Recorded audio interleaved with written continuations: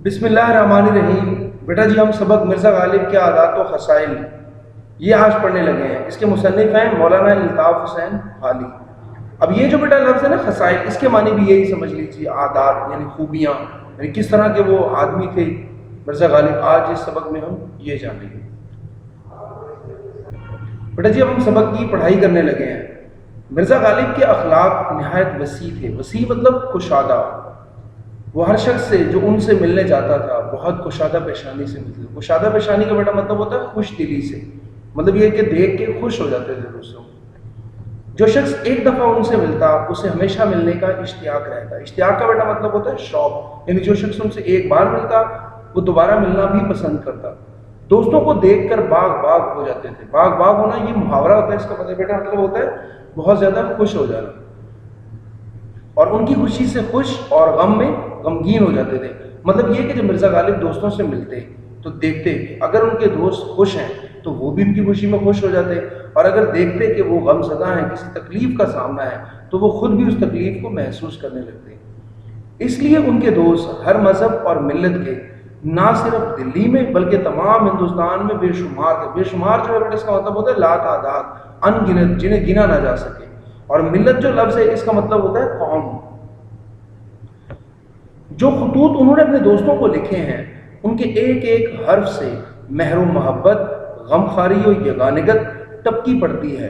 ये महर जो बेटा लफ्ज़ है इसका मतलब मोहब्बत लिख लीजिए, शफकत लिख लीजिए। गमखारी का मतलब होता है गम बांटना यानी हमदर्दी। यगानिगत का मतलब होता है इत्तेहाद, इत्तफाक, एका। टपकी पड़ना यानी जाहिर होना। मतलब ये कि उन्होंने जो खत अपने दोस्तों को लिखे हैं उनके एक एक हर्फ से क्या चीज़ें जाहिर होती हैं ये अब आपने याद रखना है। तो पहली चीज़ है महर मोहब्बत, दूसरी गमखारी, यगानिगत, और तीसरी मतलब ये तीसरी होगी यगानिगत। हर एक खत का जवाब लिखना अपने ज़िम्मे फ़र्ज़ आइन समझते थे। फ़र्ज़ आइन यानी ऐसा फ़र्ज़, ऐसी जिम्मेदारी जिसे ना छोड़ा जा सके, यानी लाजिम फ़र्ज़।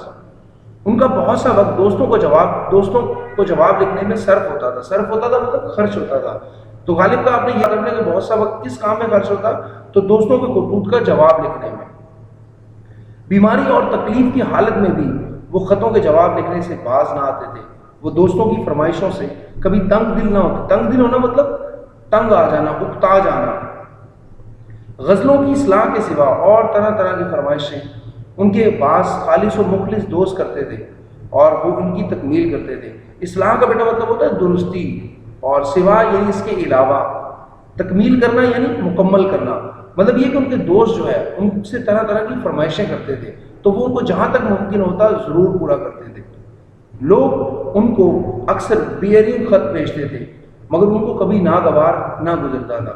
तो बेयरिंग जो है ना बेटा ये इंग्लिश का वर्ड है असल में। बेयरिंग लेटर यानी एक ऐसा ख़त कि जिस पर टिकट ना लगा हो, और जो ख़त वसूल करता है ना उसको उसके डबल पैसे देने पड़ते हैं। फ़र्ज़ करें आपने एक ख़त भेजना है लाहौर से इस्लामाबाद जिसके ऊपर 20 रुपये का टिकट लगना है। अब आपने वो टिकट नहीं लगाया।